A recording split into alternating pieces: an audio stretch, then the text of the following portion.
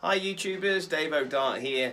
Another idea, a little lesson for you. It might take me 5 or 10 minutes to explain the idea this time, so hang on in there and hopefully you'll enjoy what I'm going to teach you. The idea tonight is using some little odd groupings, but trying to make them manageable, because I know a lot of time with odd groupings it's generally left for more advanced players.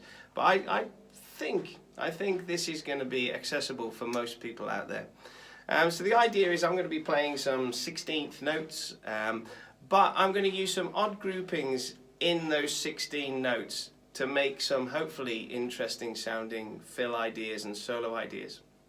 So rudimentary understanding is the fact that we've got this section of music, a measure or a bar, and it's going to have 16 notes in it, okay? I'm going to play 4 notes with my hi-hat as I always do, and so therefore to split those 16 into the 4 beats I need 4 beats with 4 notes in. Okay? Now if you're playing that as singles, that's fairly straightforward. It's just going to sound like this. Obviously that's limited as to what you can do. So here's the idea of odd numbers, odd groupings. We're going to start with groups of 3, and I'm going to show you 2 different orchestrations for it. Right? So the first group of 3 is going to be a loud right hand followed by 2 quiet left hands. So in 16 notes I can fit that in 4 times, making 12 notes, and with a spare 4 notes at the end. So what I'm going to do with the spare 4 notes is I'm going to play a single paradiddle, right, left, right, right, which will then allow me to practice the same exercise but starting on the left hand. So hopefully that's enough explaining. Let me show you what it sounds like. So here's a counting. 1, 2, 3, 4. 1, 2, 3, 4. 1, 2, 3, 4. So when I'm on the left hand side, I'm going to go left, right, right 4 times. Again, I've got 4 spare notes. The left-handed paradiddle is what brings me round to the beginning again. So I've been practicing that for a little bit, so I've got that reasonably fast. So obviously the next step is then trying to orchestrate it or thinking of a way of using it on the kit. So an obvious choice would be to play the single right hands and the single left hands on a tom-tom. So that will sound like this. 1, 2, 3, 4. 1, 2, 3, 4. 1, 2, 3, 4. Like so. All right? Moving on, if we then look at 5-note groupings, all we need to do is add a right-left at the beginning of right-left-left, giving us 5 notes. It'll also give us 2 accents. So it's going to sound like this. Right-left, right-left, left. 5 notes. I can play that twice, giving me 10 notes. And then that's going to give me 6 notes spare. So on those 6 spare notes, I'm going to play a double paradiddle. Double paradiddle is right, left, right, left, right, right. So that will then lead me onto the same exercise starting with the left hand. Left, right, right, twice, and then a double paradiddle, left, right, left, left, which will bring me back to the right hand side. So that will sound like this on the snare drum. 1, 2, 3, 4. 1, 2, 3, 4. 1, 2, 3, 4. Again, using tom-toms for the individual rights and lefts, we'll get this. 1, 2, 3, 4. 1, 2, 3, 4. Okay. And then if we look at 7s as well, to get a 7-note grouping, we take the 5, but we add right-left at the beginning. So the group of 7 is now going to be right, left, left, giving me 3 accented right hands. Okay. So if we fit that in twice to our 16 notes, we're going to have used up 14 of them. So we're going to have 2 spare notes at the end, which I'm just going to play a single diddle, a right.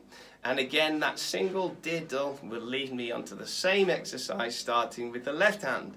Left, right, left, right, left, right, right, left, right, left, right, left, right, diddle. And then it takes me back to the beginning. So as a snare drum routine, keep a pulse here, it'll sound like this.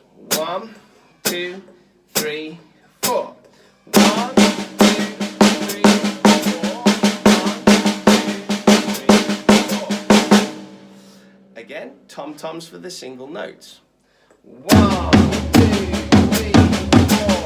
1, 2, 3, 4. Okay, so again, little orchestration. There are a million of other ways we could do this, by the way. So then, if you can do those two sides on all 3s, 5s and 7s, you could play it from start to finish just on the snare drum. Shall I do that? Yeah, let's do that. Okay, so 3s to 5s to 7s, both sides. So it's going to be 6 bars of music. Here we go. 1, 2, 3, 4, 3s.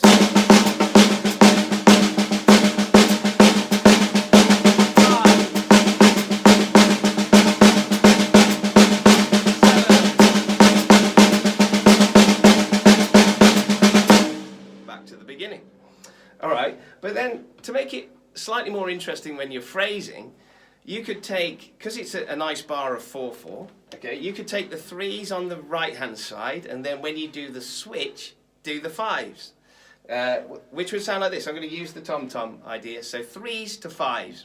Here we go.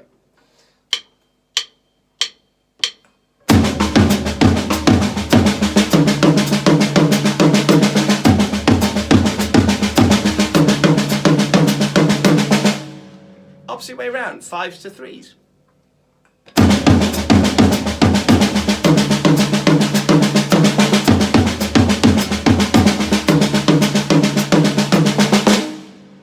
Sevens to 5s.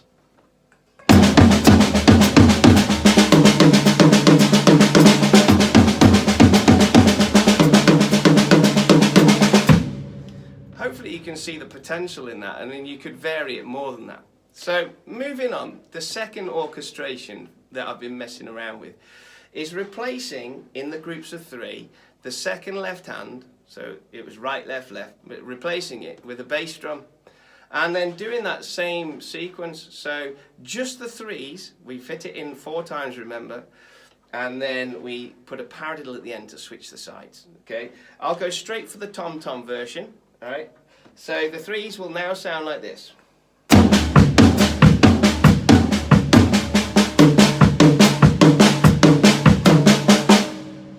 The 5s, again, replacing the final left left with a left bass. So that's now going to sound like this using the tom-tom arrangement. 1, 2, 3, 4.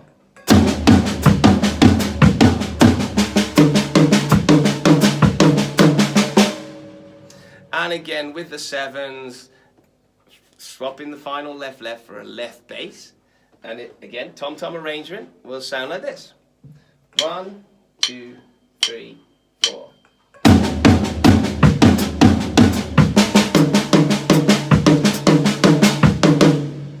So you've learnt those arrangements, and like we did before, where you could do, say, 3s on the right and 5s on the left or whatever, you can now think, all right, I'm going to do 3s and 3s, but the right hand side I'm going to do the right left left sticking, and on the left hand side I'm going to do the left right bass sticking. And that will give you a nice combination of practice. So that will sound like this. 1, 2, 3, 4.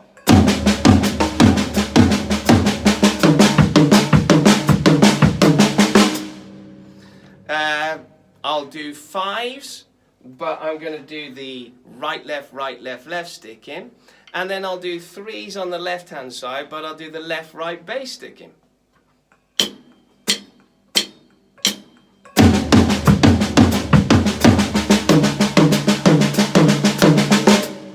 Played it the opposite way around. I'll do it the correct way this time. So 5s, just the hands, and then the 3s with the bass drum. Get it right, Dave. It's late in the evening, sorry.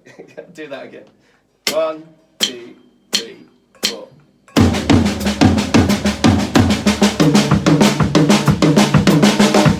Okay.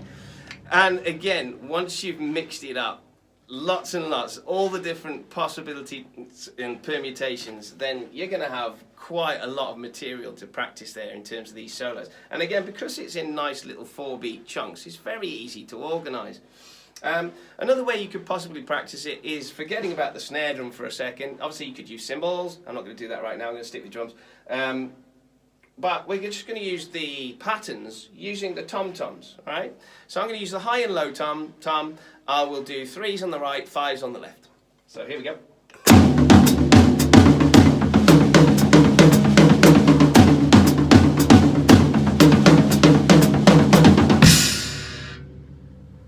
I will do 7s on the right, 5s on the left.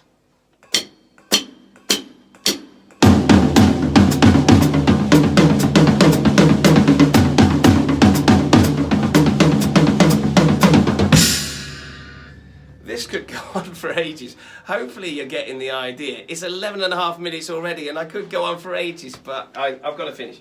Have a practice of it. Obviously once you've got any sort of idea or arrangement and you're starting to feel those beats and you've got that time, put it into some sort of meaningful application. So just as a finish, I'm just going to mess around a little bit, okay? So here we go.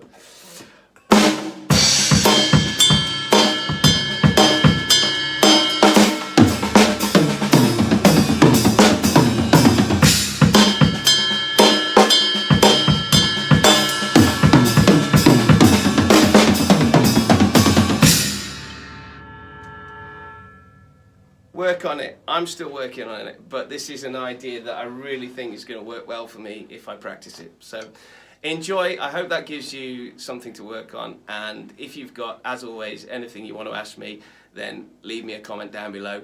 Like and share would be really good as well, and I will see you next time. All the best.